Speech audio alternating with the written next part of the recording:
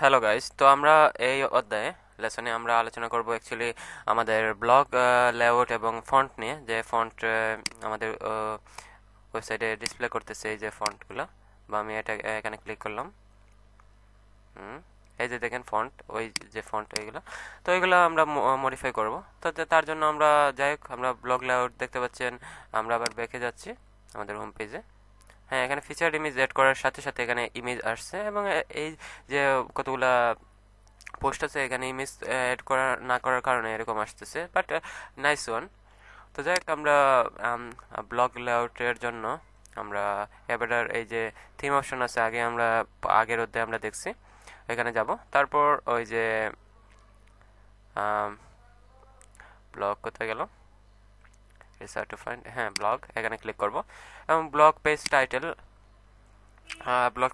এখানে দেখতে পাচ্ছি ব্লগ লেখা আসছে, এটা আমরা চেঞ্জ করে দিতে পারি। আমরা দিয়ে দিতে পারি আমাদের ব্লগের নাম, যেমন আমাদের ব্লগের নাম যাই হোক তাই দিয়ে দিলাম, ইউলার্নার এরকম দিয়ে দিতে পারেন। ব্লগ পেজ সাবটাইটেল দিয়ে দিতে পারেন, যাই হোক আমরা এখন দিচ্ছি না। তারপর ওই যে ব্লগ লেআউট, এখানে আমরা অ্যাকচুয়ালি ডিফাইন করে দিয়েছি মিডিয়াম অ্যাল্টারনেট সরি, এটা দিয়ে দিছি। আমরা যদি ইচ্ছে করেন মিডিয়াম দিয়ে দিতেন, তাহলে এখানে দিয়ে দেন মিডিয়াম, দেন সেভ অল চেঞ্জেস। দেন আমরা ফ্রন্ট এন্ডে গিয়ে রিলোড দিচ্ছি, দেখি কি হয়।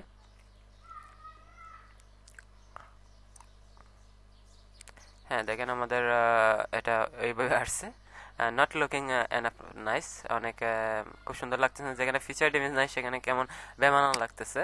তো যাই হোক, এভাবে আপনি যে কোনো এখান থেকে অনেক ধরনের আছে, গ্রিড, টাইমলাইন, অনেক কিছু, মিডিয়াম অ্যাল্টারনেটিভ, লার্জ অ্যাল্টারনেটিভ। তো আমরা মিডিয়াম অ্যাল্টারনেটটাই কি করে দিলাম। এবং block side bar position, side bar ওই রাইট দিকেই থাক, ডান দিকেই থাক এটা। তো এটা আপনি লেফটে দিতে পারেন, সমস্যা নাই। যাই হোক আমরা রাইটই দিচ্ছি। তারপর archive, block archive category layout medium থাক। তারপর সাইড বার নান। তারপর আমরা এখানে এথর বক্স ইনফো, তারপর post title, social sharing icon, এগুলো ডিফাইন করে দিতে পারেন। যেমন আমি একটা পোস্টে লামান ব্লাঞ্চার্ড এই পোস্টে ক্লিক করলাম, সাথে সাথে নিচের দিকে আপনি দেখবেন এই যে সোশ্যাল শেয়ারিং আইকন ওইগুলো আছে। ওইগুলো কিন্তু এই যে কোথায়, এটা আমি আনচেক করে দিলে কিন্তু আর থাকবে না, দেখেন আমি আনচেক করে দিলাম। দেন সেভ অল চেঞ্জেসে ক্লিক করি। ওকে, আপডেট হয়ে গেছে। দা রিলোড, দেখেন আর সোশ্যাল শেয়ারিং আইকনগুলো নাই। দেখ, দেখতে পেলেন কিভাবে এটা কি করতে হয়, মানে মানে ডিসেবল করতে হয়। আমরা আবার চেক করে দিলাম, তো এটা দেখলেন। তারপর আমরা এখান থেকে ডেট ফরম্যাট, তারপর ডেট ফরম্যাট এগুলো পরিবর্তন করতে পারি। এখানে ওয়াই, মান্থ, ইয়ার এরকম বোঝাচ্ছে। ডিসেবল ফরম্যাট এটা দরকার নাই। যাক, দেন সেভ অল চেঞ্জেসে ক্লিক করি। নাও এগেইন আবার দেখি আমাদের সোশ্যাল শেয়ারিং আইকনগুলো চলে আসবে। এই তো চলে আসছে। যাক, এবং এখানে একটু দেখতে সমস্যা হচ্ছে, অনেকটা কেমন জানি হাইলাইট ধূসর কালারের। এইগুলা চেঞ্জ করার জন্য দেখি আমরা কি করতে পারি। এগুলা করার জন্য আমরা সোশ্যাল শেয়ারিং বক্স এখানে ক্লিক করি। হ্যাঁ, আইকন বক্স এখানে, ওকে। তারপর box background colour background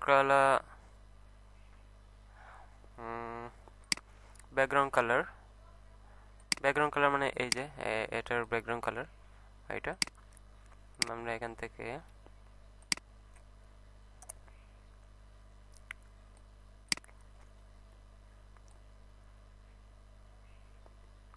background colour কিছু দেওয়ার দরকার নেই, হোয়াইট করে দিই। ওকে, নাও সেভ অল চেঞ্জেসে ক্লিক করি, দেখি এখন কি হয়।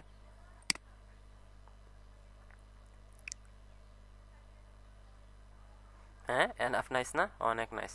তো এইভাবে আপনি অনেক কিছু মডিফাই করতে পারেন। তারপর আসি আমাদের ফুটার এরিয়াতে।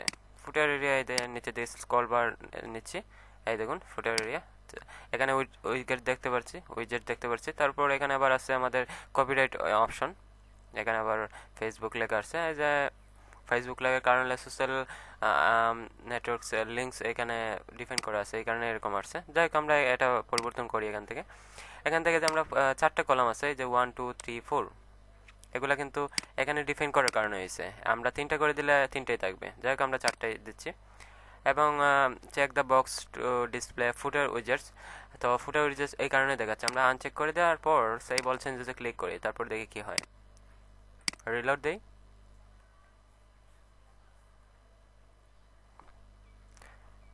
দেখেন কিছুই দেখা যাচ্ছে না। দেখছেন? যাই হোক, আমরা আবার চেক করে দিলাম। দেন এখান থেকে ফুটার ব্যাকগ্রাউন্ড ইমেজ অ্যাড করতে পারেন। আমাদের ফুটার ব্যাকগ্রাউন্ড অ্যাকচুয়ালি কালো, তো এটা আমরা ব্যাকগ্রাউন্ড ইমেজ অ্যাড করে ব্যাকগ্রাউন্ড পরিবর্তন করতে পারি। তারপর আরও অনেক কিছু আছে, টপ প্যাডিং, বটম প্যাডিং, অনেক কিছু আছে। কপিরাইট অপশন, এই যে নিচের দিকে দেখতে পাইছি, যে কপিরাইট অপশন, এটা কিন্তু এখান থেকে চেঞ্জ করে দিতে পারেন। যাই হোক, আমরা এখানে 2015 করে দিলাম, 16 করে দিলাম। এখান থেকে আপনার ওয়েবসাইটের নাম দিয়ে দিবেন, যা ইউলার্নার বা যা কিছু থাক।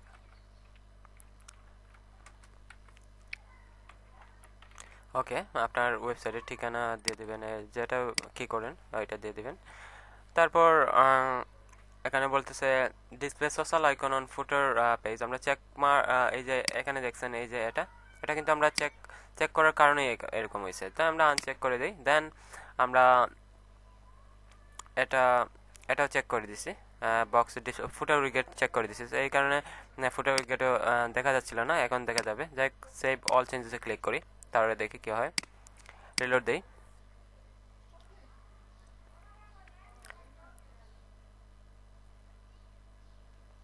হ্যাঁ, চলে আসছে আমাদের ফুটার এরিয়া, এবং এখানে দেখতে পাচ্ছি কোনো সোশ্যাল আইকন নাই, এবং এখানে দেখেন কপিরাইট 2016 ইউলার্নার লেখা আছে, এটা চলে আসছে।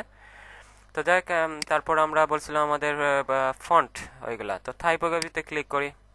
তো গুগল ফন্ট আছে, তারপর কাস্টম ফন্ট আছে, ফন্ট সাইজ আমরা এখান থেকে বডি ফন্ট 18 করে দিলাম।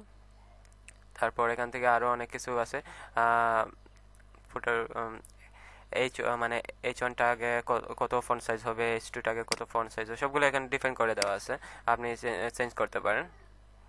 তারপর সেই বল চেঞ্জেসে ক্লিক করি, লাইন হাইট কত হবে সবগুলো এখান থেকে ডিফাইন করতে পারেন। অনেক মডিফাই করার জন্য আপনাকে আর কোডিংয়ে যেতে হবে না, জাস্ট ইজিলি করতে পারবেন।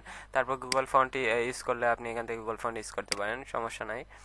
এই যে গুগল ফন্ট অরিয়ানটা দেখি আমরা একটা দিয়ে, বডি ফন্ট অরিয়ানটা আপনি আপনার ইচ্ছে মতো যে কোনো একটা দিয়ে দেবেন, সমস্যা নাই। দেখো, আমরা টেস্টিংয়ের জন্য জাস্ট কি করতেছি, আর কিছু না।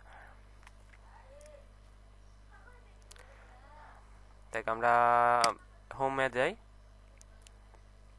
ওকে, দেখছেন ওরিয়েন্টটা দেওয়ার সাথে সাথে এটার ফন্ট চেঞ্জ হয়ে গেছে, ফন্টের হাইটও মানে মানে সাইজও চেঞ্জ হয়েছে, 18 পিক্সেলে চলে গেছে। তো এভাবে আপনি চেঞ্জ করতে পারেন অনেক কিছু। আমরা ওরিয়েন্টটা না দিয়ে অন্য কিছু দেই। আমরা অ্যাকচুয়ালি জানি না ফন্ট কোনটা ভালো আর কোনটা ভালো, আপনি গুগল ফন্টে দেখে নিন, তাহলে ভালো হবে। যাই, গুগল ফন্টে ইউজ করতে পারেন। তো আপনি দেখতেই পারছেন, সিলেক্ট ফন্ট, এন্টার না দিয়ে আমরা এটা দিয়ে দিন, দেন সেভ অল চেঞ্জেস। নাও রিলোড।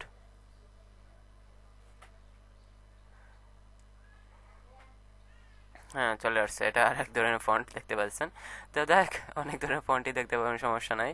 তো আপনার ইচ্ছা মতো যে কোনো ফন্ট সিলেক্ট করে দিন, তাহলে ভালো হবে।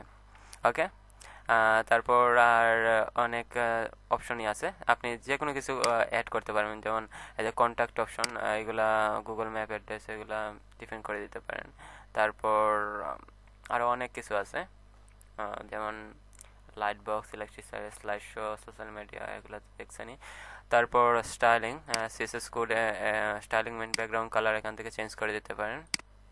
তারপর অনেক কিছু এখান থেকে পরিবর্তন করতে পারেন স্টাইলিং থেকে, কোনো কোডিং লাগবে না, জাস্ট ইজিলি করতে পারবেন। আমরা এখানে elements, colour, layout option, font colour আমরা কালো, এটা যদি ডিফাইন করে দিই তাহলে দেখুন কি হয় ফন্ট কালার। ওকে, রিলোড।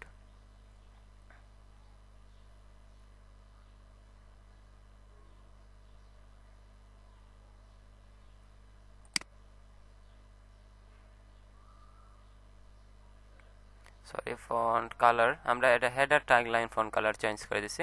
আমরা যদি পেজ টাইটেল ফন্ট কালার দেই তাহলে দেখি পেজ টাইটেল ফন্ট কালার আমরা গ্রিন করে দিই। ওকে, রাইট নাও আমরা সেভ অল চেঞ্জেসে ক্লিক করি। ওকে, আমরা এখানে ক্লিক করি তাহলে দেখি কি হয়। দেখেন গ্রিন হয়ে গেছে। তো অনেক অপশন পাবেন চেঞ্জ করার জন্য, কোনো সমস্যা নাই। অনেক মডিফিকেশন করতে পারবেন উইদাউট কাস্টমাইজিং সিএসএস কোড আর কোডিং। তো দেখতেই পেয়েছেন মোবাইল মেনু কালার সবগুলো চেঞ্জ করতে পারেন, নো ম্যাটার। ওকে, তো ভালো থাকবেন। আর অ্যাপিয়ারেন্সের আন্ডারে এই যে থিম অপশন আছে, অ্যাবাডা থিম অপশনের অনেক কিছু পরিবর্তন করতে পারেন। আপনি একটু সময় দিলেই অনেক কিছু চেঞ্জ করতে পারবেন। ওকে, ভালো থাকবেন।